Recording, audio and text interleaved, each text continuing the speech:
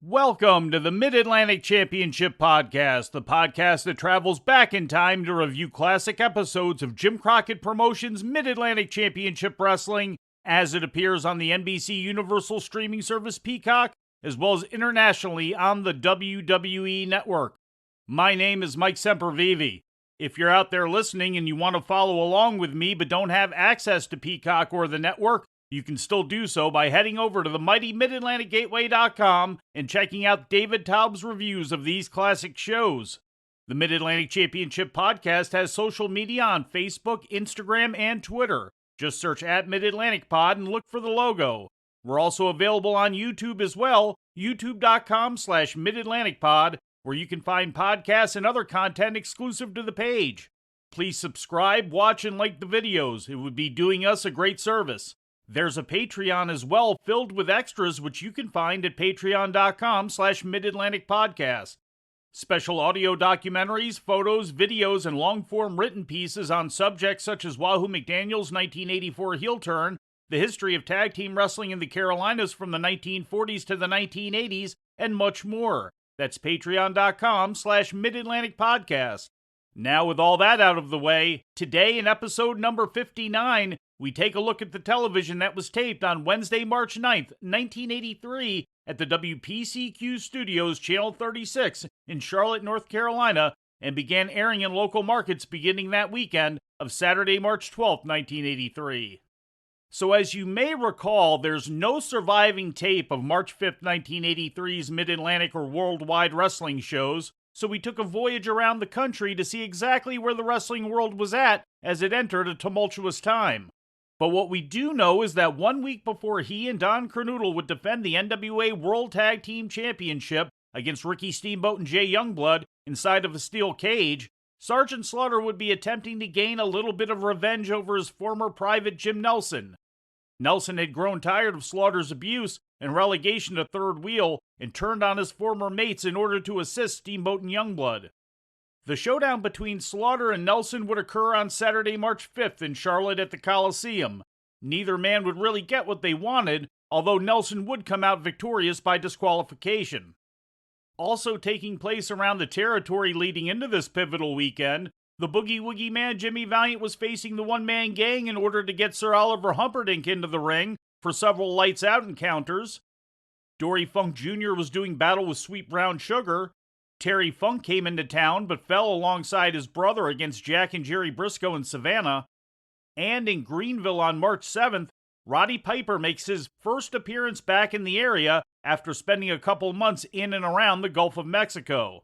On Maple Leaf Wrestling, where Mid-Atlantic Angles played themselves out on the back end of the cycle, the revitalized Private Nelson was feuding with Terry Kay over Nelson's Canadian Television Championship. And in front of over 8,000 fans on March 6th at the Maple Leaf Gardens, Ricky Steamboat and Jay Youngblood beat Sergeant Slaughter and Don Kernoodle by countout in a 2 out of 3 falls match, marking their last encounter before this weekend. And it is this weekend. Inside of a steel cage for the NWA World Tag Team titles, Sergeant Slaughter and Don Kernoodle against Ricky Steamboat and Jay Youngblood. If Steamboat and Youngblood lose, the two-time former world champions would have to dissolve their partnership for good. Special NWA troubleshooting official Sandy Scott would be serving as the special referee for the bout. But if you were expecting a hard sell to be made for tonight's match in Greensboro on today's Mid-Atlantic episode, it wouldn't come to pass. That's what the localized promos would be for, and unfortunately, we don't have them. But that's okay. In our next episode, we'll be looking at what goes down tonight at the Coliseum. Today's Mid-Atlantic show opened with the camera focused on the man in the ring, United States Heavyweight Champion Greg Valentine, who is removing his robe and his belt. Our referee for today is Stu Schwartz, and as Bob Cottle welcomes us, he reveals without fanfare that Roddy Piper is back and joining in on commentary. For those who listened to the show about March 5th, 1983, you would know that in December of 1982, Ole Anderson alleged that longtime part owner of the Georgia Territory Jim Barnett was skimming money from the company. As a result, Anderson put restrictions on Barnett, which led to Barnett and others selling their stake in Georgia Championship Wrestling to Vincent Kennedy McMahon. Why is that notable now?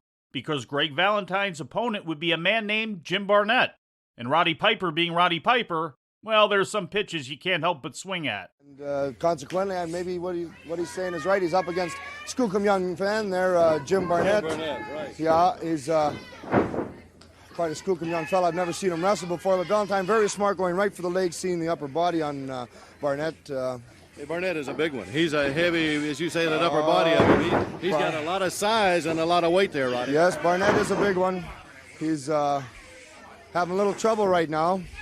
Kind of being excommunicated with them legs like that, but nevertheless, he's certainly getting a lesson from the United States heavyweight champion. Yes, sir, as Valentine gets that knee right down. As I mentioned, listen to edition number 58 of the Mid-Atlantic Championship podcast for more on that story.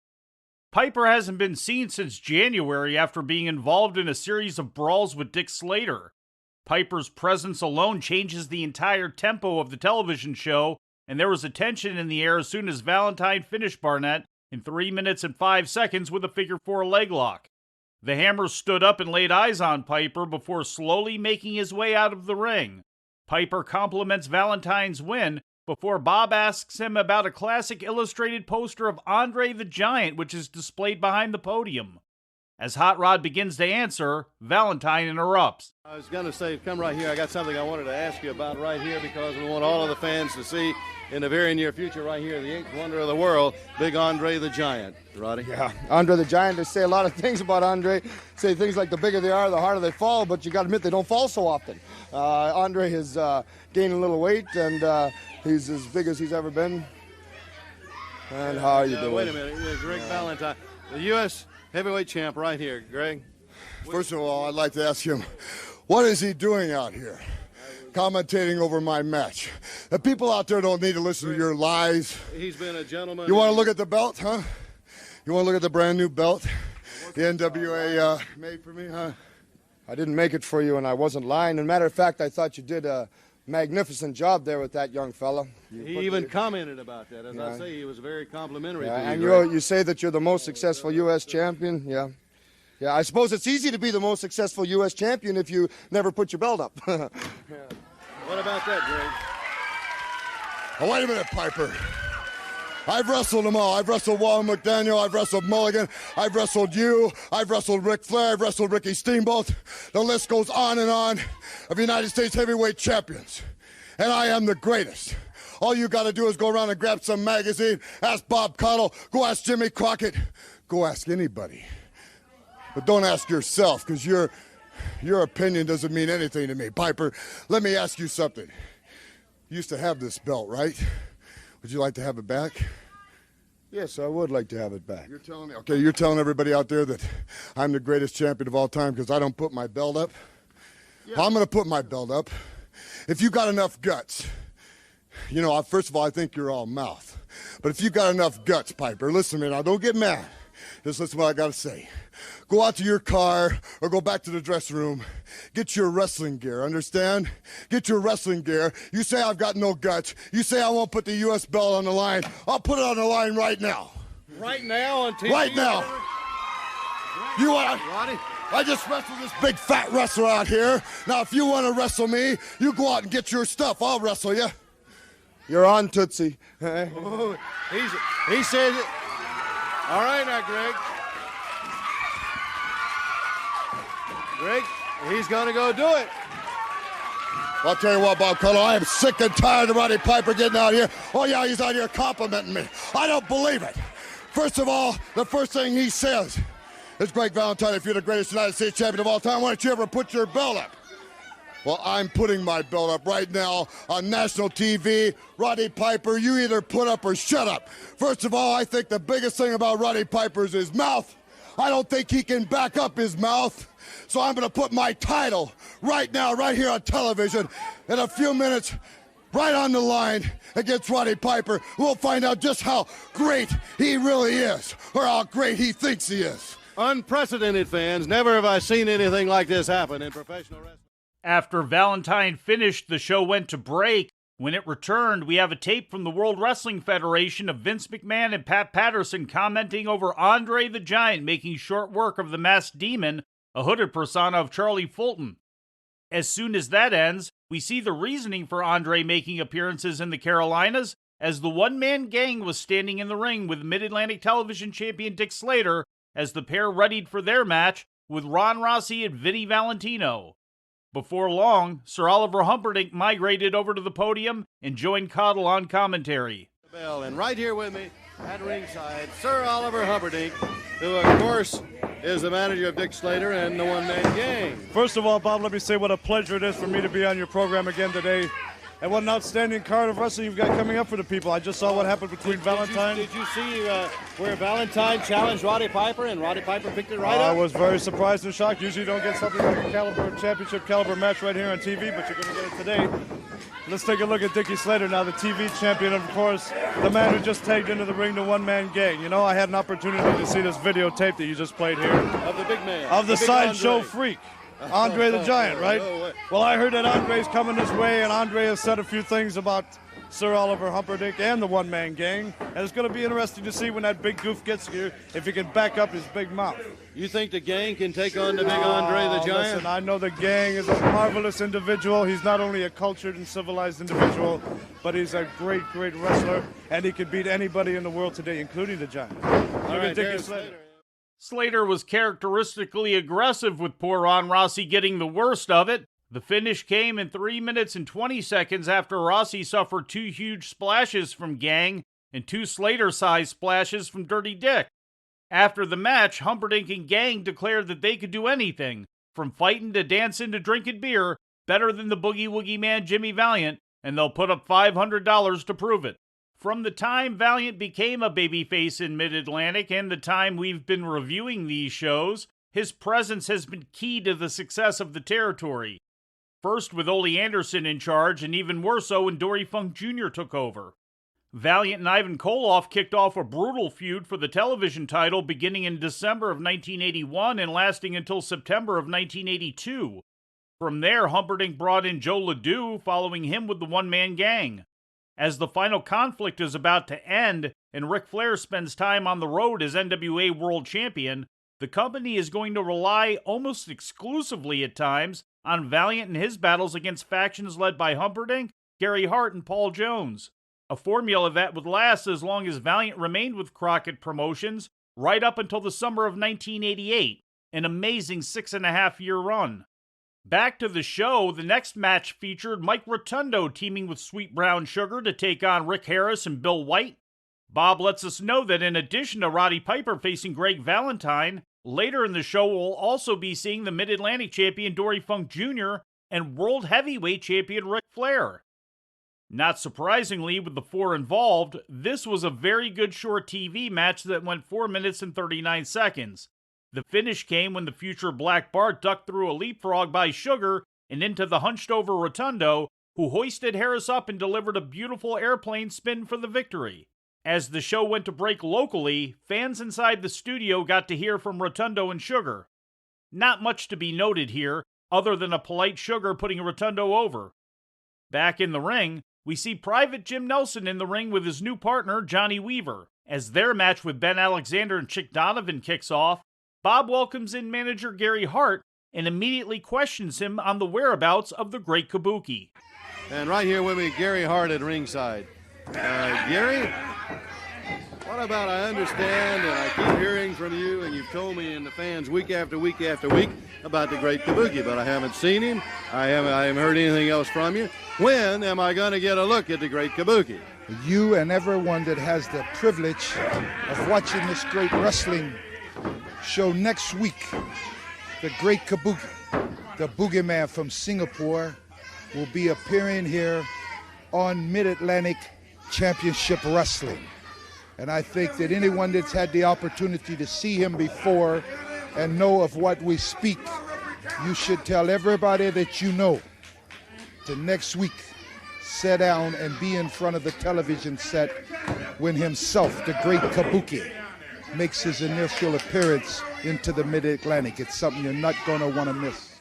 And there we hear it. Next week, the vaunted Kabuki would be making his first appearance on JCP TV. But the questions wouldn't end there, as Bob then asked why Kabuki painted his face. Weaver right now with a hit scissors on Ben Alexander. Let me ask you about Kabuki. Why does he wear the makeup on his face like he does, Gary?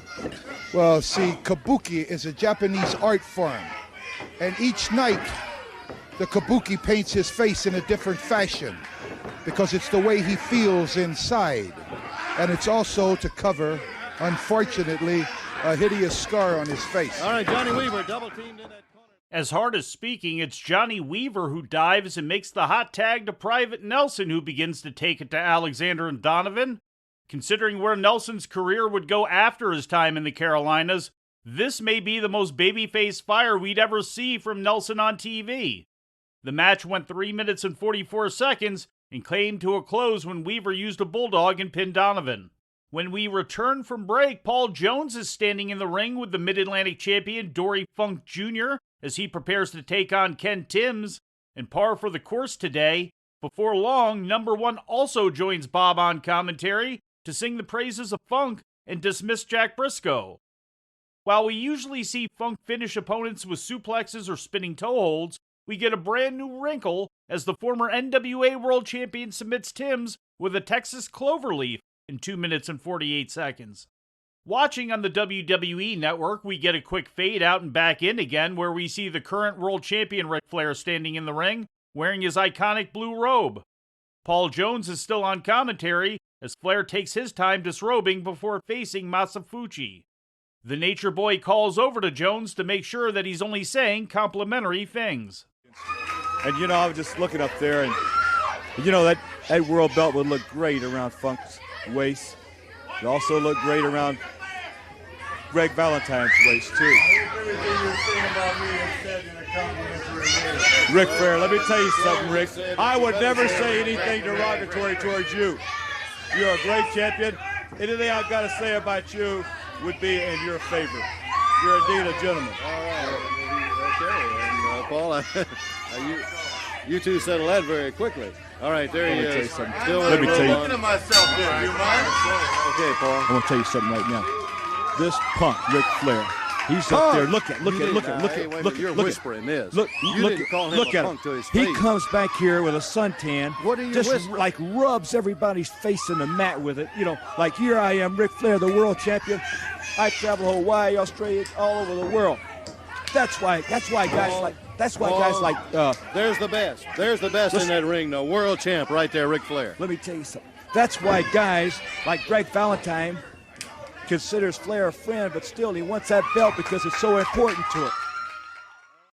And there you heard from both sides of Paul Jones's face. That would be something he'd continue to do throughout the match. He'd yell out compliments, then follow it up with quiet slights and insults. I tell you, I think he looks in tremendous shape, tremendous condition. A powerful blow there by the champ. Oh, yeah. Ric Flair's in fantastic shape. I think the belt's kind of wearing him down a little bit, though, don't you, Von? No, sir, I tell you. Flair put on an exhibition for 3 minutes and 10 seconds. Gut-wrench suplex, knee to the head, followed by the figure four leg lock for the win. After the match, he'd shake Fuchi's hand before heading to the back. Once the bout wrapped up, we headed to the podium where Paul Jones gushed over Dory Funk Jr. to fill that section of time that most of us would have been watching localized promos. Viewers in Florida very likely received this promo at some point, with Funk saying as soon as he wins the NWA title, he's headed back down to the Sunshine State. We're going to be darker than Ric Flair is, and we're going to see... I'm not going to talk... Nobody You know the first place we're going? Where? We're going right down to the great state of Florida. Florida, yeah. You know where you gonna get a tan, you know who eh? the first people we're going to challenge are? That fat guy down there? He calls himself the Midnight Rider. That's one of them that we're coming after. We're coming after Mike Graham, and we're coming after Barry Windham. And Paul Jones and Dory Funk Jr. are going to hit the state of Florida in a big way. And I've hit the state of Florida in a big way before, but nothing like it's going to be this time. You were the greatest thing ever came to Florida, besides me. I ain't kidding you, Dory. I still get cards and letters. I hand all of his mail over. I get thousands of cards and letters from Florida. People saying, "Come back, Dory. Come back, Dory." Well, Dory's coming back to Florida, but he's coming back and he'll have that world belt around his waist, and he'll have #1 Paul Jones with him. You'll recognize me. I'll be the one with the suntan. And the sky's the limit, Dory. Sky is the limit. Because I tell you one thing, I can see it right now. I have a lot of friends in Florida. I tell you, a lot of people remember the time I threw that belt off the bridge, too, Gandy Bridge. That. Well, I'll tell you one thing right now. You people have nothing to worry about. Dory Funk Jr. is coming back with the world belt and #1 Paul Jones. It was then time for our surprise main event, United States heavyweight title on the line. Greg the Hammer Valentine defends against former champion Roddy Piper. And with Paul Jones finally dragged away from the microphone, Gary Hart rejoins Bob to offer analysis. The bell rings, both men treat the other cautiously before finally locking up aggressively in a collar and elbow. The two jockeyed for position, and they twisted and turned across the ropes and into the turnbuckles. After a very short break, Piper hustled back in to lock up again. When referee Stu Schwartz was put into a position to break them up, as he tried to force his body between theirs, Valentine shoved him aside, followed by Piper ducking Valentine's charge and dumping him over the top rope at the 90-second mark. Schwartz called for the bell and attempted to raise Valentine's hand, but the champion vehemently protested the decision. Somewhere in Columbus, Georgia, Columbia, South Carolina, in the bigger places, but right here, That's it. Valentine over the rope, and referee Stu Schwartz had ring the bell. The match is over. Hey, now wait, Roddy Piper. That is a shame. What a shame. He went over the rope. I'm sure that was not intentional, but the match is over. Anytime a man is thrown over the top rope, intentionally or not, it has to be over. He went over the top rope. Piper shaking Valentine. And Valentine with his hand raised. Of course. He doesn't want his hand raised. It makes no difference. The match is legally over when a man goes over the top rope. The match is automatically over. Neither one of them want to end it like this. Well, I wouldn't either. This is for the United States heavyweight title, and neither one of these guys like each other. But the match is officially over, The referee Bob. right there said, "Go at it." No, the referee does not have that right. The only one that has that right is the matchmaker, and he is not the matchmaker, he's the referee. Now look at Roddy Piper attacking Valentine. He could not wrestle the title away. He threw Valentine over the rope, and now he's attacking Valentine from behind. Well, we never got a bell, and with both men protesting, Stu Schwartz made the decision to restart the match, despite the objections of Gary Hart on commentary, who continued to point out that the match should be over. A cruel tease indeed. I popped, as did the rest of the studio crowd, when Schwartz waved his arms back and forth to signal that the match was being restarted. Immediately, Piper and Valentine went back at it, trying to gain the advantage. After several lockups ended with a referee's break, Valentine would rush in with a knee to Piper's gut, knocking him to the mat and taking over the match. Valentine remained on the attack for several more minutes, utilizing his patented style of offense, clubbing forearms, elbow smashes, knee smashes, and kicks, and, of course, a targeted attack on Piper's leg in order to set up the figure-4 leg lock, which Valentine was finally able to apply. Piper was able to reverse it, escape, and then begin making a comeback. In this match is his bad sportsmanship. Valentine was going to go back to it again. Piper slams him into the corner.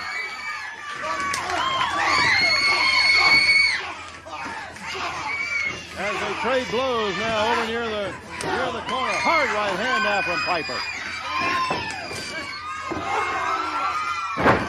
High to the air now with that backdrop. And look at Piper just driving that right hand.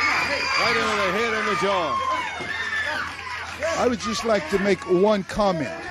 Neck breaker. Roddy Piper's given everything he has. Valentine's given everything he has. And to be honest with you, in my opinion, as I said before, Valentine is way out in front. Again, they're near the center of the ring as they trade blows, and Piper. Look at this. Just rub his face right into the mat. The U.S. heavyweight champion's face being rubbed into the mat by Roddy Piper. You see, Piper's trying to humiliate Valentine. He realizes he can't beat him, so he's going to try to humiliate him. but that's a big job, and I don't know if Piper has enough left in him to do that. I'll spare you the overwhelming overdub that WWE uses the mascot to have lovin'. As the music began to play and the credits rolled, Dick Slater came thundering to the ring and began to help Valentine beat up on Piper. But it should be noted that Piper did make it to his feet before the picture went to black as Valentine and Slater retreated to the locker room. The Road to Greensboro comes to an end just a few hours away from when many would have been watching this broadcast. As always, after Mid-Atlantic Championship Wrestling, Worldwide Wrestling was taped, and here's what viewers of that show would see. Welcome to Worldwide Wrestling, the very best in wrestling. And John, we've got a exciting program for him. Today on Worldwide, Greg the Hammer Valentine defeated Ken Timms. The One-Man Gang and Dick Slater beat Mike George and Vinny Valentino. Dory Funk Jr. topped Jim Burnett. Private Nelson, Johnny Weaver, and Sweet Brown Sugar knocked off Bill White, Masafuchi, and Ben Alexander. NWA World Champion Ric Flair beat Ron Rossi. And Mike Rotundo topped Chick Donovan. Now, let's take a look around the area and see what this upcoming week will bring. Let's take time for this commercial message about the Mid-Atlantic wrestling events coming up in your area. These results are according to the Clawmaster Jim Zordani's archives, which were populated by gentlemen like David Baker and many others. Here's the week that was once the television tapings wrapped up at WPCQ. We begin on Thursday, March 10th at Chester High School in Chester, South Carolina. No results, but a match listing: Jimmy Valiant against Sir Oliver Humperdink, Bugsy McGraw against Gene Anderson, and the Moondogs against Chick Donovan and Mike George. Also Thursday night, we have a card listed for the Sumter County Exhibition Center: Dizzy Hogan against the Ninja, the Briscoe Brothers against Ricky Steamboat and Jay Youngblood, and Sergeant Slaughter and Don Kernoodle against Bugsy McGraw and Jimmy Valiant. On Friday, December 10th at the Augusta Expo in Fishersville, Virginia, Ricky Steamboat and Jay Youngblood were slated to take on Dick Slater and the One-Man Gang, and Jerry Briscoe faced off against Dory Funk Jr.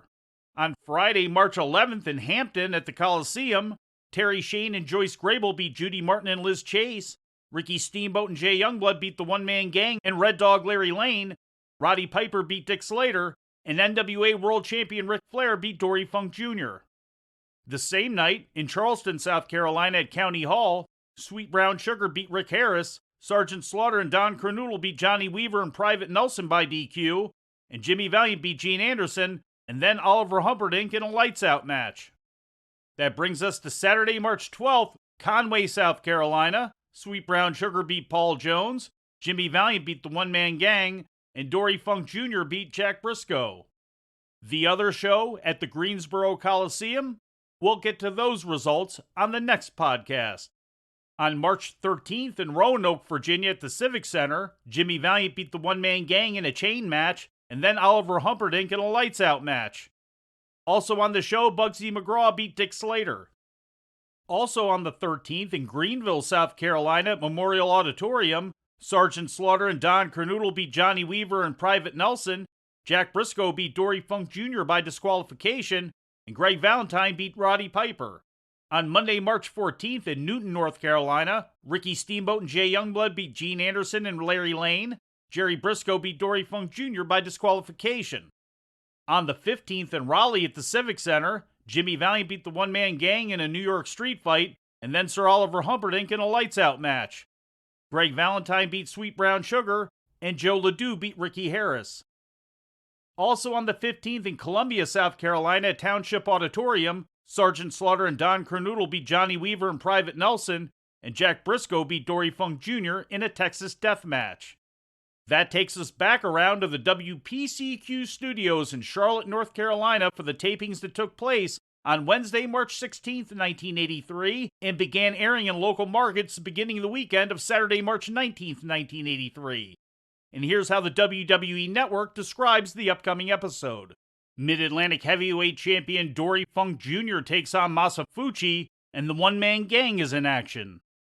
As I mentioned earlier on, I invite you to follow us across our many forms of social media: Instagram, Facebook, and Twitter. Just search at Mid-Atlantic Pod. I would also really appreciate you following the show on YouTube, youtube.com/MidAtlanticPod.